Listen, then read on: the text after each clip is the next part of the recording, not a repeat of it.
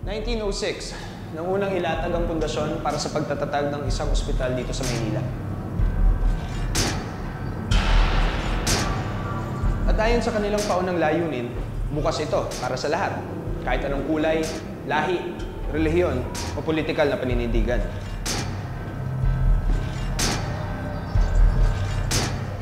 Kung ganun nga ang kaso, bukas rin ba ang mga pinto nila sa mga ibang nilalang? Ako, Sir Enagan. Buksan ang mga mata.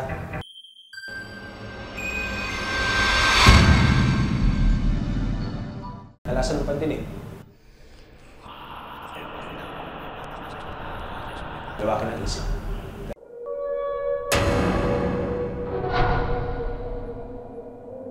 Anong mundo?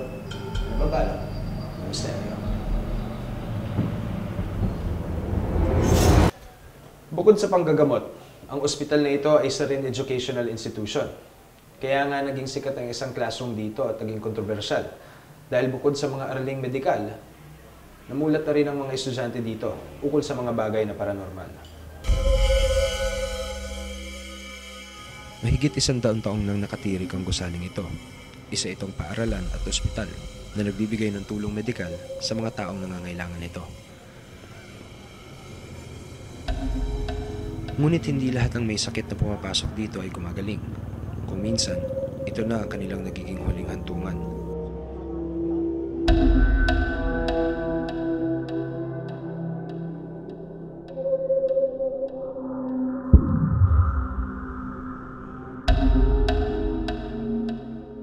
Ayon sa dating estudyanteng si Tina, di mabilang na kwento ng kababalaghan ng mga narinig niya dito.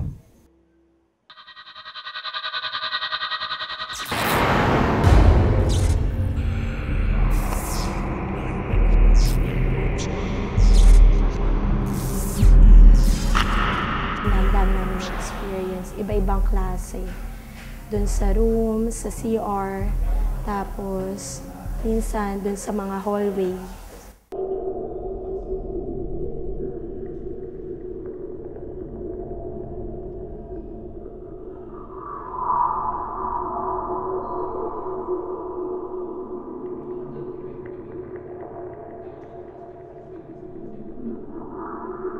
Dating ward talaga yon yung room namin. So, baka yung iba, mga dating patient din ng building na to or ng hospital na to, na dito na namatay, kaya dito na rin sila nagmumulto.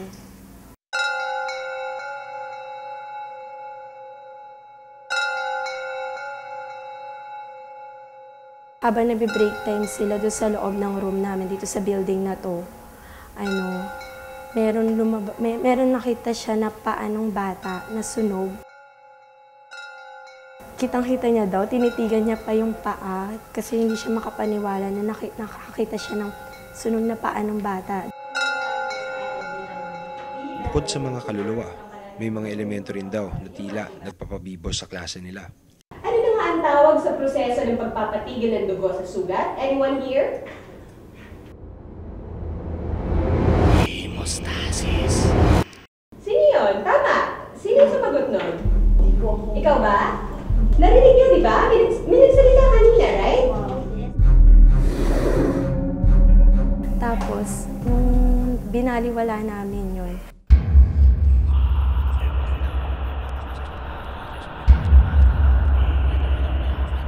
merong isa sa mga classmate ko na hinawakan siya sa balikat tsaka sa ulo.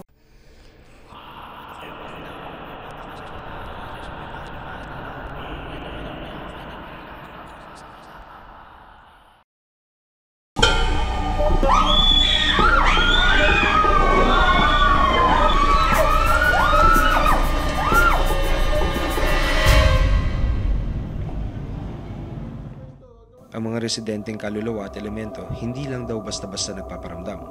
Umi-extra rin daw ito sa mga litrato.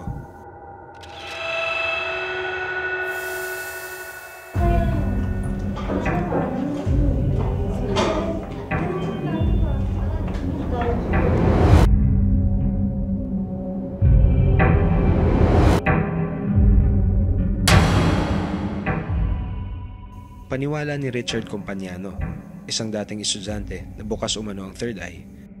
Elemental lang, ganun. sa atin, ng lugar na yun. Na-istorbo siguro. Kaya nagparamdam. Sa video naman na ito, nakuha ng isang bantay ng pasyente noong December 2009. Tila may batang babae raw na tumawid sa harap ng kamera. Naganap daw ito habang may Christmas program malapit sa pedia ward ng ospital. Sabi nung doktor na dati niya daw patient yun, yung batang yun, na namatay sa dengue 3 days ago. Nakita niya pa yung short na pink, tsaka yung pinakasuot ng bata, kung ano yung lumabas dun sa video. Para kay Richard, espiritu nga ang tumawid, ngunit hindi ng isang batang kamamatay lang sa dengue. More like parang doppelganger. Ginagamit niya lang yung spirit ng bata, o yung hitsura ng bata para makakalkal lang ng mga isipan ng mga tao, para lang mapag-usapan, ganun. Meron nag-a-attract sa kanila rito. Mga strong emotions, takot, lungkot, galit, mga negative emotions na pwede nilang magamit para paglaruan yung isip ng tao.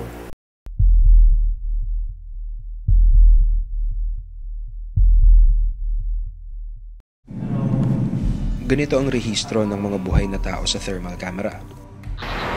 Luminous o kasing liwanag ng bumbilya ang thermal image dahil sa init na nanggagaling sa ating mga katawan. Pero kapag may espiritu, multo o elemento raw na nahagip sa thermal cam, ang rehistro ay hugis tao rin, ngunit di singlinaw. Sinimulan ko ang pag-iimbestiga sa isang classroom sa college building kung saan di umano ay may nakitang mga estudyante na sunog na paa. Hopefully, kung meron nga something dito, pipick up siya nung thermal camera.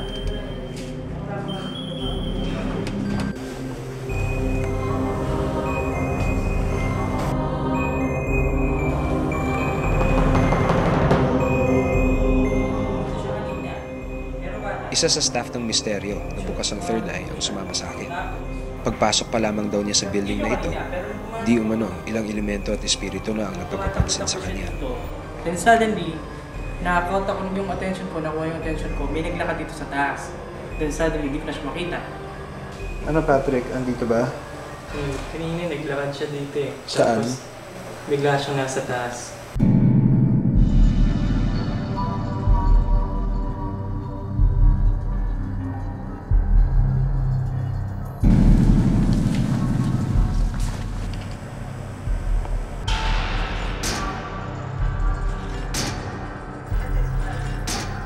Ipinapanood din namin sa psychic na sina Ana de la Cruz at sa paranormal investigators na sina Rob Rubin at Alex Angeles ang video na kuha ng thermal cam.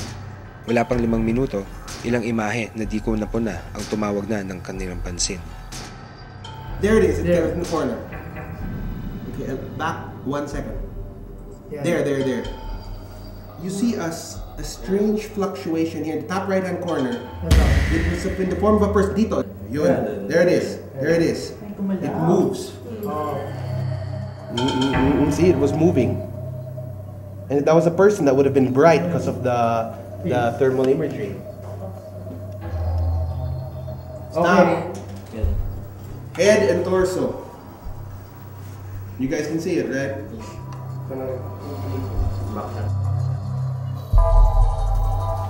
Because that's not registering the way a person would. Yeah.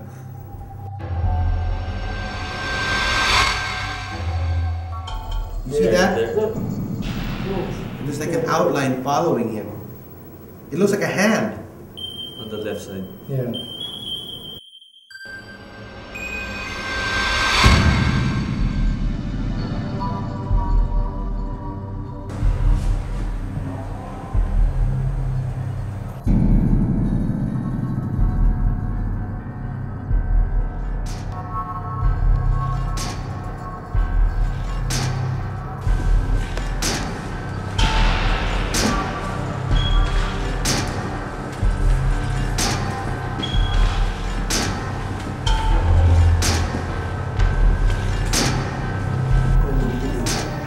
There. Back.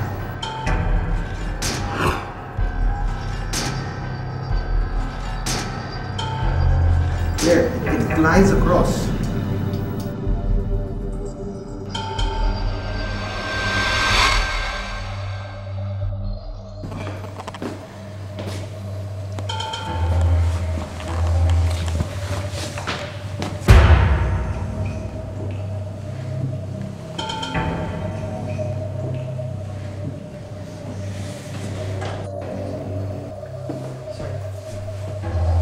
I just see myself in the mirror, but yun lang yung napipick up ko, yung reflection ko lang sa salamin.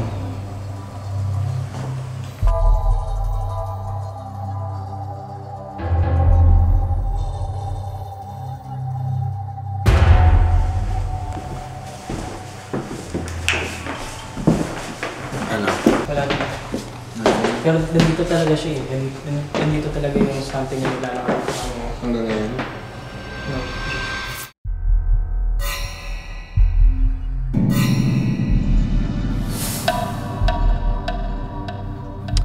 Sunod kong pinuntahan ng classroom sa likod ng ospital, kung saan di umano'y nakakuha ang litrato ng isang anino na lumabas sa likod ng isa sa mga estudyante.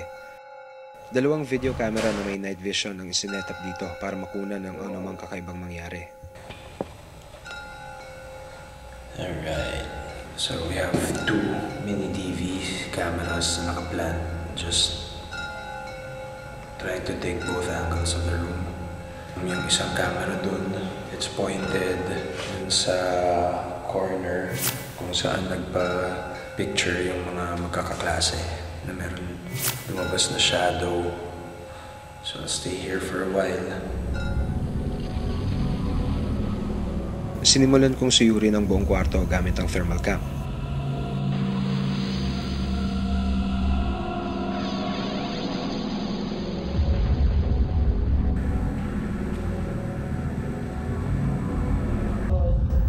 Do you see something as if it's trying to grab the camera? Imahe nga kaya ito ng isang kamay?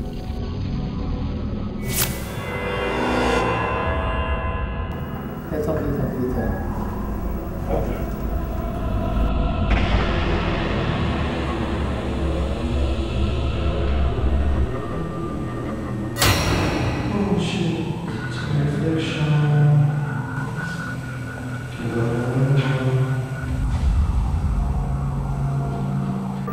Reflection, yeah. That's how the reflection looks like. Yeah, so for you. It was a corner of the picture person.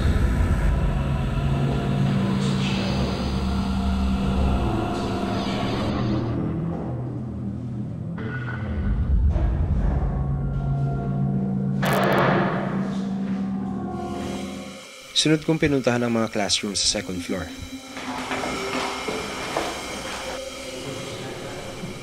Parang may nakikita akong gumagalaw siya. Doon sa loob ng banyo. Through the windows.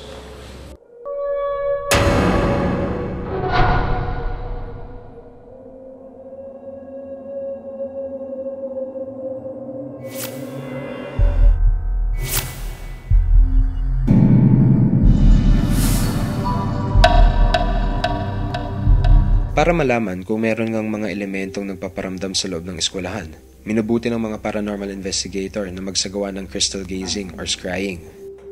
Sa pamamagitan ng salamin, maaari raw malaman kung sino o ano ang mga kakaibang nakikita sa gusaling ito. There's a man, an older man there. He seems to be trying to get attention. Ayon kay Rob, ang aninong lumabas sa litrato ay isang kaluluwa ng matandang lalaki na nagkikimkim daw ng matinding pagsisisi. Prayers be said in this room that this picture was taken. Pero ang batang nakuhanan sa video, hindi raw multo. There's a happy little girl. She's not dead though. That's just a happy little girl who was there by coincidence. I don't think there's anything supernatural about her. Humihingi raw ng tulong ang mga kaluluwang ligaw kaya sila nagpapakita at nagpaparamdam. Sunog ng paa ng... He was somebody who wasn't supposed to be there. He was hiding there, sleeping there. I don't know what he was doing. Then something horrible happened. He was trapped. And he doesn't know he's dead. He thinks he's still alive. That's why he's asking for help. Natatakot siya because of the pain he feels. He's still in pain. Sa pamamagitan ng remote viewing o ang kakayahang makita ang mga bagay na nasa malayong lugar sa pamamagitan ng extrasensory perception or ESP, nalaman ni Alex kung sino ang anino sa litrato. Earthbound siya, basically. Kung hinahanap mo message, ang sinasagot niya, ang tinatanong niya, nasa ng pamilya niya. Mukhang namatay siya mag-isa, matanda nga, pero kung namatay siya mag-isa, hinahanap ang pamilya. Na-aksidente yata siya, kaya siya nadala dun sa ospital. Very significant, para may minimimic siyang sound 78. Parang ganon. So, I think, no mga 1978, I'd say, he's in his early 60s o 65. Di umano, maging ang dahilan kung bakit napinsala ang lalaking nasunog na pag-alaman din ni Alex. Yung paang sunog na yon, nagkaroon ng bata na naputukan yata ng LPG. Sabay nasunog yung bahay. Kaya andun pa yon. Pero kung ako hindi nagkakamali, nabuhay siya ng ilang araw bago siya namatay eh. Trap spirits lang sila. Some are still in desperation. Gusto na nila umalis kasi hindi makaalis. Some they opted to remain. If I would have any say or recommendation, ang sasabihin ko sa school administrator na to, is to put a religious artifact inside the classroom. At sa pamamagitan ng pagtatawas, nakumpirma rin ni Alex na may elementong pag-alagala di umano sa eskwelahan. Let's see the elemento.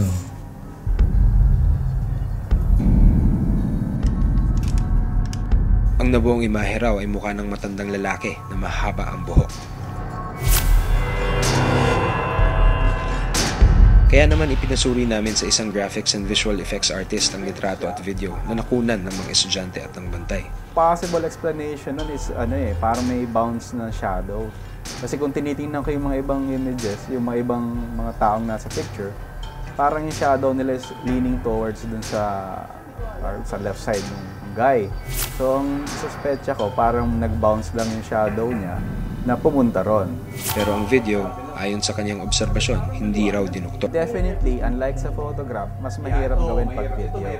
Well, especially for this one, it was shot, I think, on a cellphone camera. So medyo mababa yung quality. Kung babasihan ko sa aming technical knowledge, mahirap siyang gawin, mahirap siyang doktorin kasi the quality of the video is consistent from start to finish. So, kung gaano ka-low quality yung materials, ganun din yung bata na dumaan. So, ako, ang conclusion ko is, well, definitely, hindi siya dinukto. Pero maaaring may paliwanag pa rin daw dito. Well, nung zinom niya kasi, it's an opportunity to hide the fact na may bata na padadaanin. If the intention is to talagang mislead us to thinking na, uy, may batang dumaan na sasabihin sa atin na wala talagang bata.